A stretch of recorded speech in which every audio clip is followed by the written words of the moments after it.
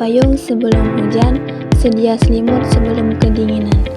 Pernahkah kamu berpikir, mengapa sih kita hidup di bumi tidak merasakan panas yang berlebih dari matahari ataupun rasa dingin yang berlebih di musim hujan?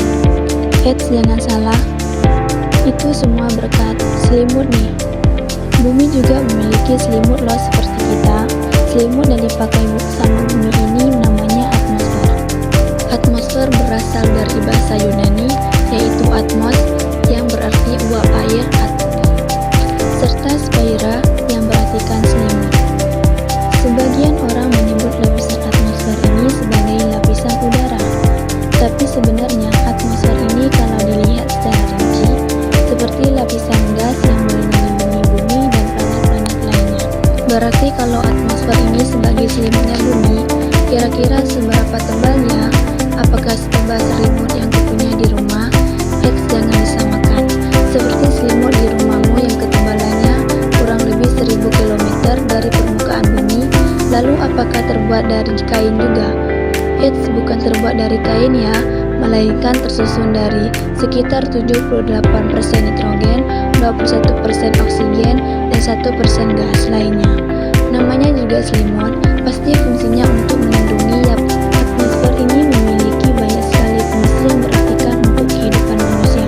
Penyedia oksigen yang diperlukan oleh makhluk hidup untuk bernapas, melindungi bumi dari serangan meteor-meteor atau benda-benda luar angkasa. Dan ada lagi nih fungsi ozon yang ada di atmosfer, bukan hanya sebagai pengias saja, tapi mengurangi rasa panas yang diberikan langsung oleh cahaya matahari. Atmosfer terdiri atas 5 lapisan, yakni troposfer, stratosfer, mesosfer, termosfer atau ionosfer, dan eksosfer.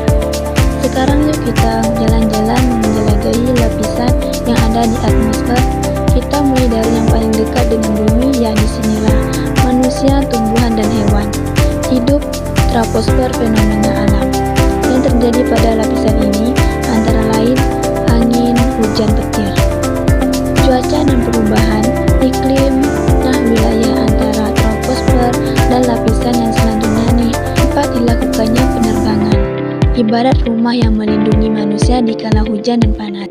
Stratosfer sebagai rumah bagi lapisan-lapisan ozon bumi yang melindungi makhluk bumi dari radiasi sinar UV matahari yang berbahaya.